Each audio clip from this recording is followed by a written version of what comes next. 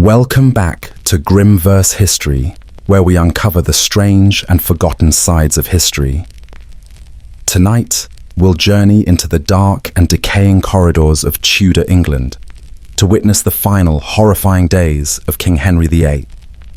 The man who defied the Pope, broke the church, and married 6 queens, would meet an end so grotesque that even his servants refused to speak of it.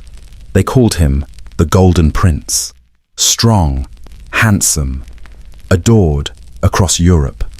A man who could outsing the poets, outfight the knights, and outcharm the queens. But the same body that dazzled the world would soon rot from the inside out. His crown would become a cage, his throne a sickbed, and behind the silks and gold, England's most powerful king was dying in a way no one dared to describe. Because what consumed Henry VIII wasn't a single wound. It was his own flesh turning against him. You stand in the corridor outside his chambers. The air is heavy, thick with the scent of rot and candle wax. You take a hesitant step forward, your boots echoing against cold stone. Through the half-open door, you catch a glimpse of crimson velvet, stained and darkened by time. And then, a sound. A low groan that doesn't belong to a king, but to a man begging his body to stop suffering. Take a deep breath. Let the noise of your day fade away. You're safe here, among stories long buried in time. If you enjoy wandering through the shadows of history, don't forget to like this video and subscribe to Grim Verse History, so you never miss the next whisper from the past. Now, dim the lights. Let the hum of your fan become your heartbeat. Slow your thoughts. Breathe in the dust of history. Exhale the modern world. You open the heavy oak door to Hampton Court Palace. The smell hits you first. Candle wax, rot, and iron.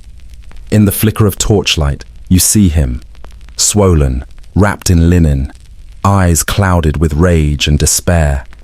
It's the year 1546, the final winter of Henry VIII's reign. England kneels before a dying god, and the nightmare is just beginning.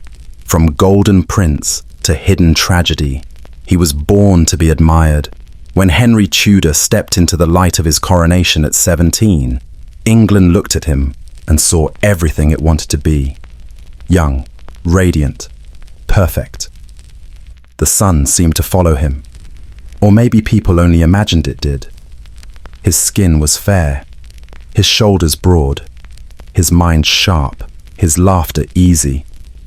He rode faster than anyone. He sang louder.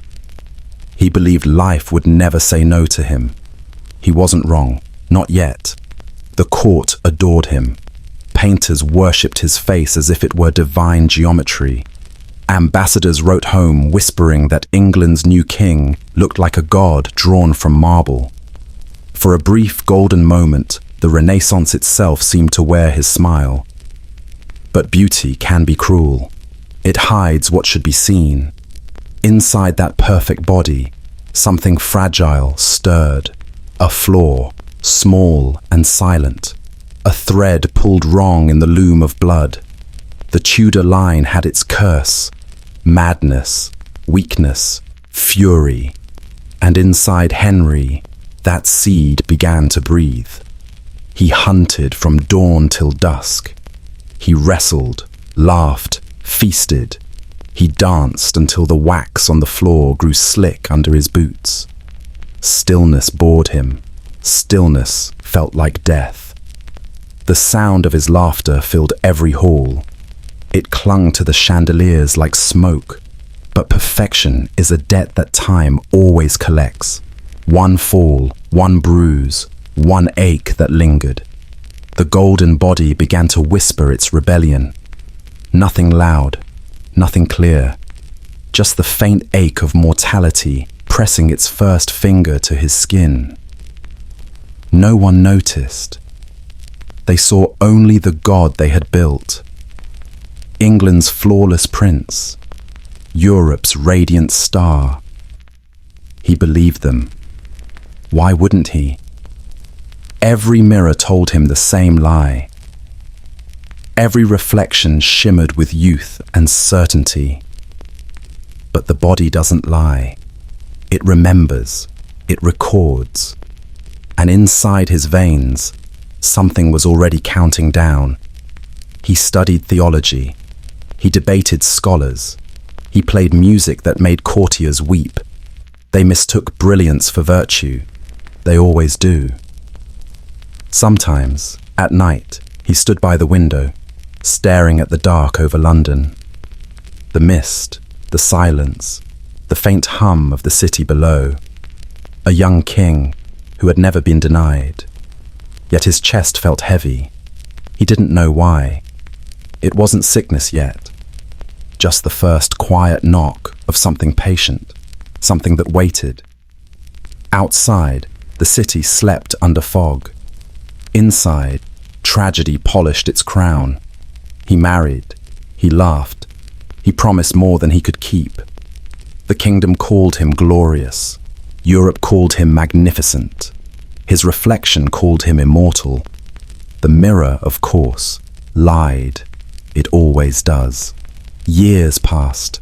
The body beneath the silk began to shift.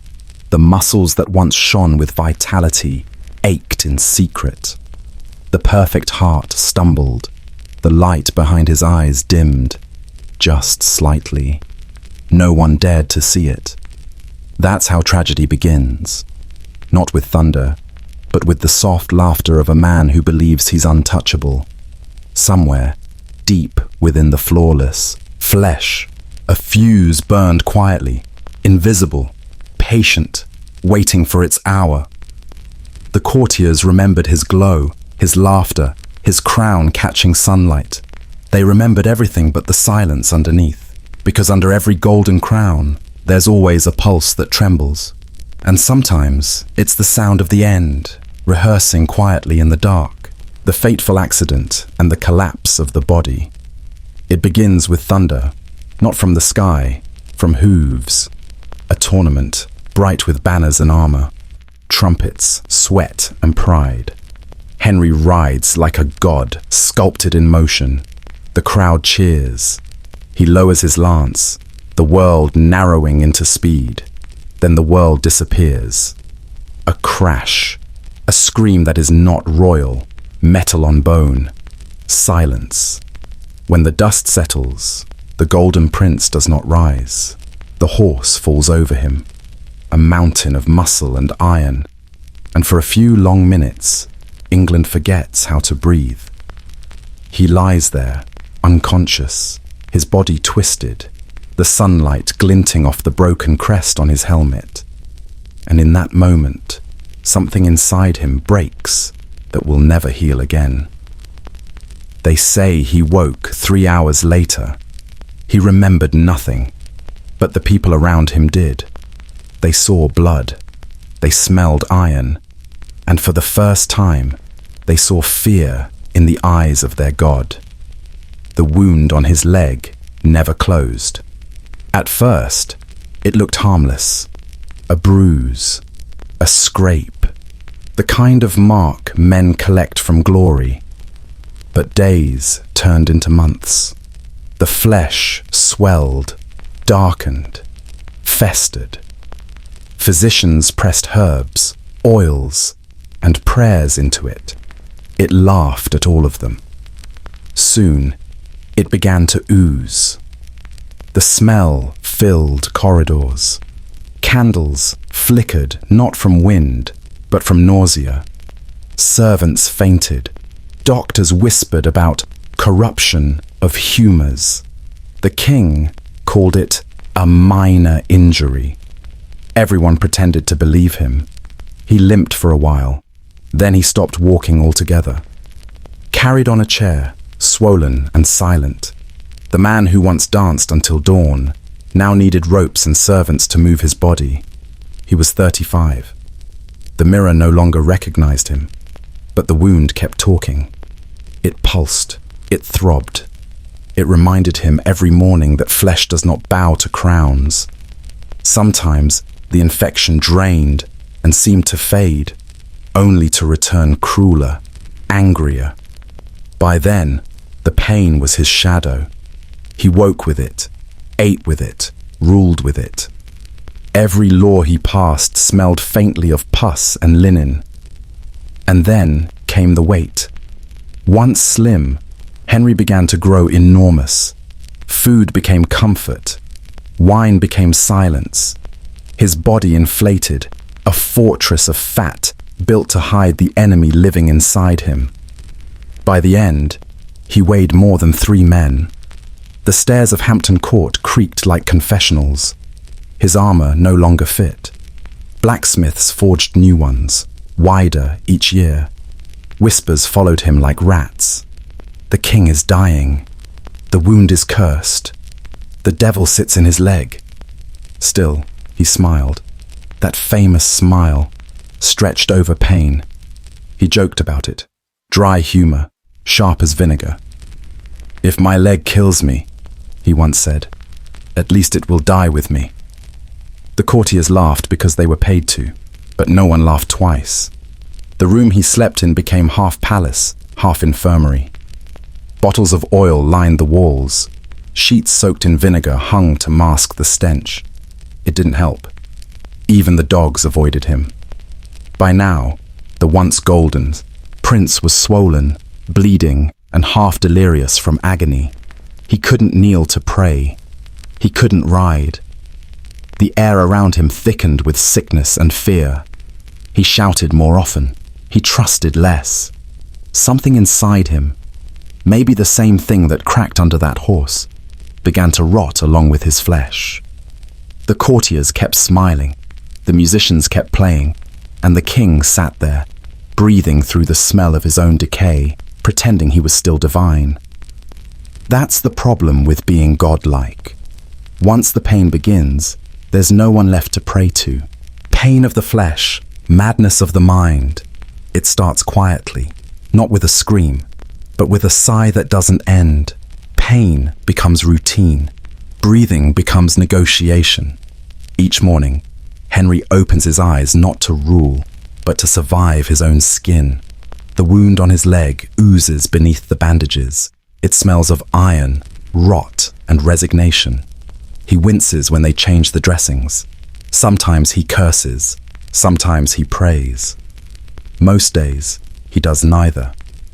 The pain moves upward. It climbs into his thoughts. Like smoke under a door, it seeps through everything. Decisions, tempers, dreams. It curls inside his skull, and suddenly the king who once spoke of poetry now speaks of betrayal. His court walks on eggshells. Servants bow lower. Advisors count their words like coins. He looks at them and sees conspiracies, shadows, ghosts of loyalty already dead. Everyone becomes an enemy, even those who love him, especially them. The laughter disappears first. The charm that once filled rooms now cuts through them like a blade. When he smiles, people flinch, because pain changes tone. It sharpens it. They say the accident damaged more than his leg. Something in his head shifted that day, a bruise that never healed. Maybe it was the swelling of the brain, maybe it was fate, but from then on, the light behind his eyes dimmed and flickered. It wasn't madness yet, just a gathering storm. Soon, the storm breaks. He begins to rage, against doctors, against ministers, against wives. He trusts no one. He signs death warrants between doses of painkillers made from honey and ground pearls. Thomas More, Thomas Cromwell, Anne Boleyn, Catherine Howard, friends, lovers, heads on the same block. The axe becomes his punctuation. Pain becomes his grammar. He eats to feel full. He kills to feel control. Both are temporary. Both fade too quickly, and each leaves him emptier. By night, he paces his chambers. The wound bleeds. The floor creaks. He mutters to himself, words tangled between prayer and threat. Sometimes he calls for God. Sometimes he calls for ghosts. No one answers. He once saw himself as chosen by heaven. Now he wonders if heaven even remembers his name. The silence gives him the answer he doesn't want. His moods swing like a pendulum made of iron. One moment tender, the next violent. A servant brings him water that's too warm. A plate is set a little too late. He roars, trembling with fury, his leg throbbing in rhythm. He punishes, then weeps, then orders another punishment to erase the shame of weeping. A cycle, endless. Doctors call it melancholy. Courtiers call it madness. He calls it being king. And so the palace grows quiet. The musicians stop playing. The courtyards stay empty. Even the walls seem to lean away. The man who once filled England with music now fills it with silence. Every empire has a sound when it begins to die. For Henry, it's the rustle of papers, the scratching of pens, the heavy pause before another signature of death. Each name he writes removes one more person who dares to speak truth. Soon, only the echo of his own voice remains, and it doesn't trust itself anymore. They say kings rule through fear, but fear rules him now. It sits beside his bed, whispering softly that everyone wants his crown. And in the quiet hours before dawn, when even guards fall asleep, he realizes something darker. Maybe they don't want the crown. Maybe they just want him gone. He closes his eyes, but the pain doesn't sleep. It throbs like a second heartbeat. He drinks to numb it. He prays to forget it. Both fail. The body has turned on him. The mind follows. And the man who once defied the Pope now wrestles with the smallest enemy imaginable, his own reflection. He stares at the mirror. The face looking back is bloated, pale and furious. Not a god, not even a man anymore, just a wound that learned to sit on a throne. The prison of flesh, a king in decay. By now, the palace smells like medicine, oil, vinegar and rot. A scent that clings to tapestries, to servants, to memory itself. Henry lives within it, breathes it, sweats it, becomes it. He no longer walks, he is moved. Lifted by ropes, pulled by servants who avert their eyes. Even his crown weighs too much to wear. He is trapped in the same body he once worshipped. A prison of skin and swelling. Each limb heavy, each breath a negotiation.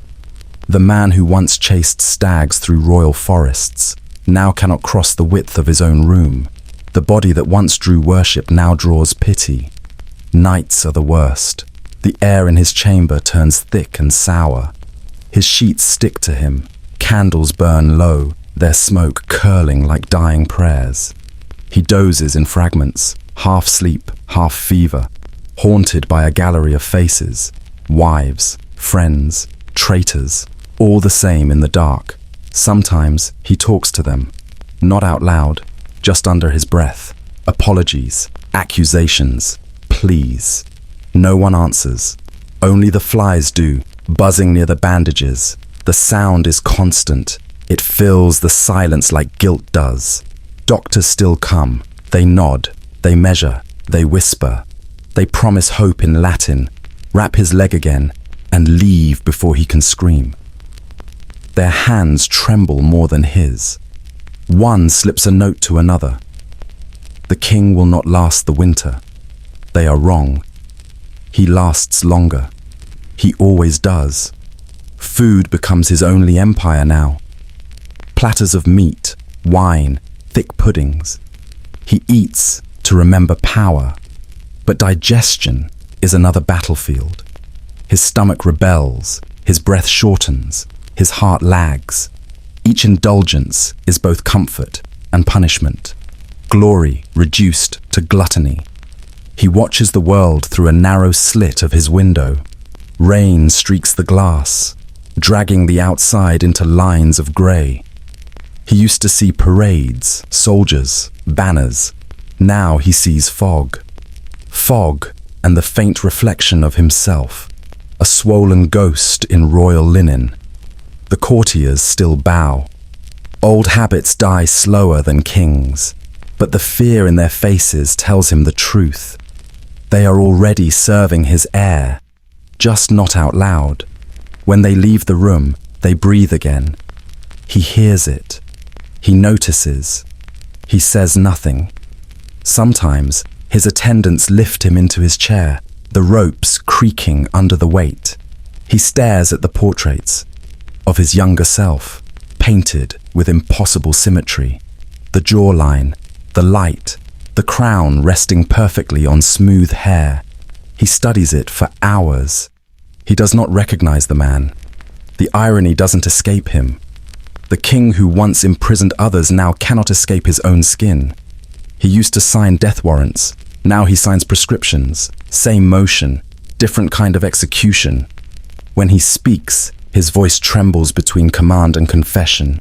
He orders mass for the soul of the man he used to be. No priest dares to tell him that soul might already be gone. At dusk, he asks for music. The lute sounds soft, hesitant, like it fears him too. The Seishisa melody drifts through the stale air. A song he once danced to.